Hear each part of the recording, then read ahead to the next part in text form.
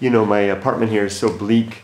I was gonna make some video responses today, and I was gonna take a walk in the desert, and try to set up some strategic spots. And I'm still planning to do that. I'm gonna take a hike to the supermarket. But this email, I was just trying to respond to some email at the computer before I left, and I started to respond to this one and typing a message, but I just wanted to give a video response because there was one sentence in here that not only, sometimes words can just hit you a little bit, and in the good or bad way. Wow, is it ever really a bad way if it hits you in some way?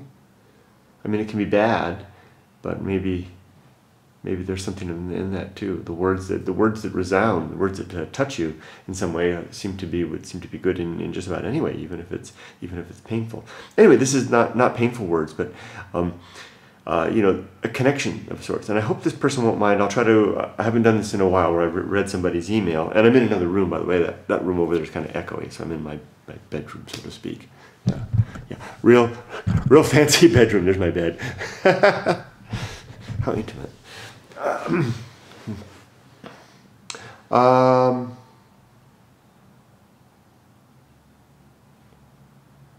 This is a person saying, let's see, I won't read the whole thing, just the part, because I feel it's kind of personal, so I'll just get to the part that was relevant.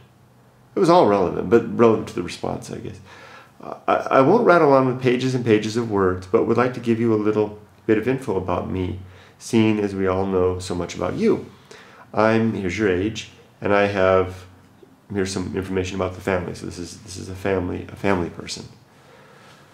And here's some information about this person's job, and I'm not actually going to read it all because it can give away. Just basically, let me just say that it says we recently lost the main contract we were working on, and now we're in a bit of a limbo type of situation.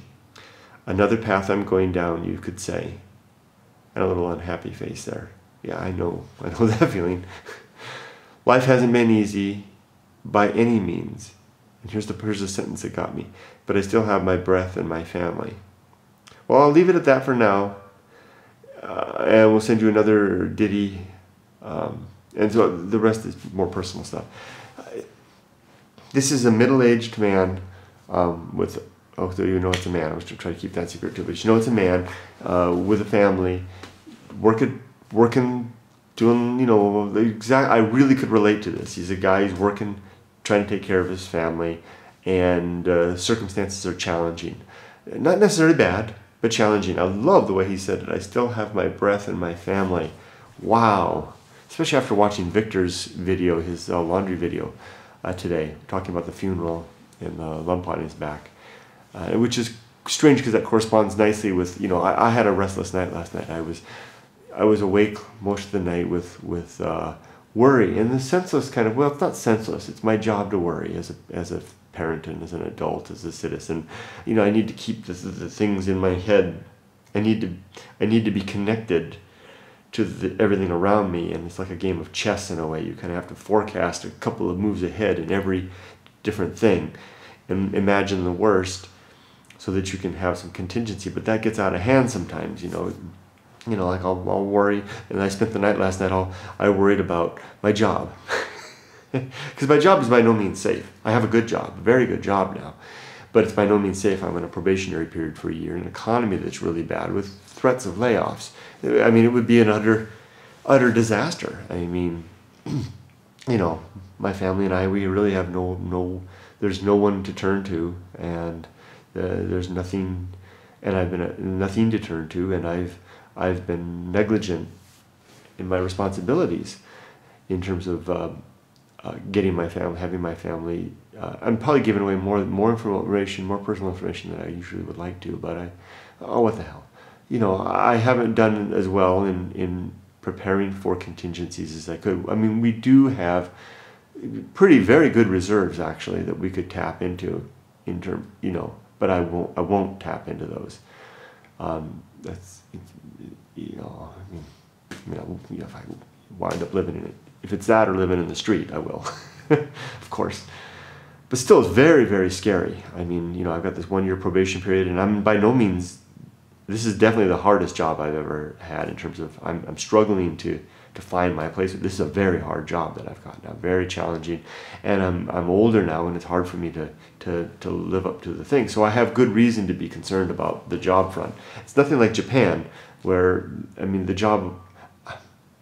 I don't know how to say this without sounding easy. I mean, the job teaching English was not hard, and it was safe, and it was secure, and in an environment, especially the job that I previously had, where I could have stayed there, you know, forever and been safe. So I definitely took a risk in doing this, a dangerous risk. So I spent a good part of the evening, you know, spinning off awake last night, you know, here in the sleeping bag, staring at the ceiling. I spent a lot of time looking at white ceiling, which has a different quality and character in the darkness. I spent a lot of time listening to the traffic noise outside. It's something about listening to traffic outside. It kind of brings the grit and reality of the world. I remember that when I lived in that apartment with my dad's, you know, when things were really bad for him, and I was living there, hear the traffic out there, and it just made the world more gritty and a little more frightening in a way.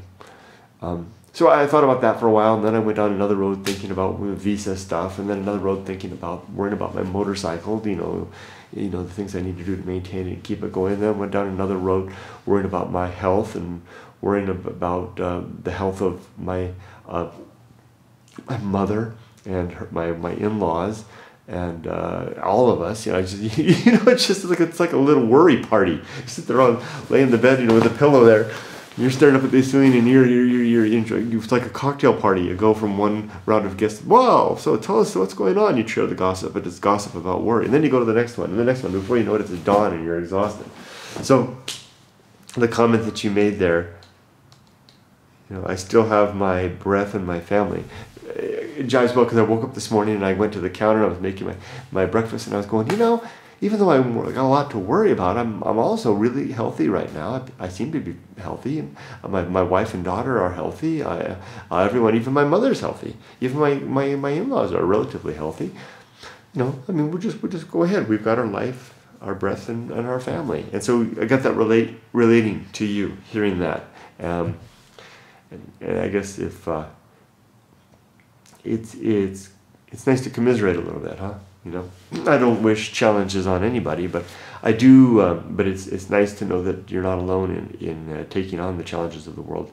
And here's my standard disclaimer: I know that there are people who have real challenges, and the challenges that I face are nothing trivial and inconsequential in comparison to stuff that's going on around the world.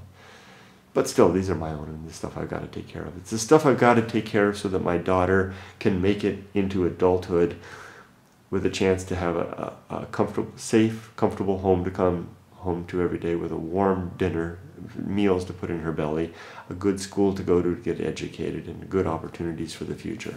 Whether or not there are worse things happening in the world, that's my little specter, my little sphere that I've got to take care of. My wife and I have to take care of, and we have to think about the bigger picture as well. But every family has their immediate concerns that they have to worry about, as well as the connections. I'm rambling on. I'll stop now. But thank you, friend, for writing to me. The first part of your email, you mentioned that I must get a lot of email, and you didn't expect,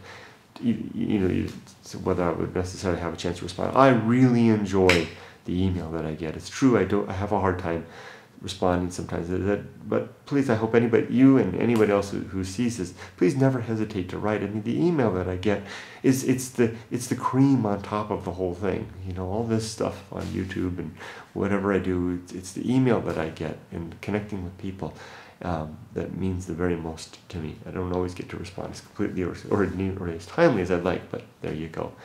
Wow, almost 10 minutes. Take care, everybody. Now I'm going to clean up a little more and then go for a hike to a grocery store and get some groceries. Talk to you later. Bye-bye.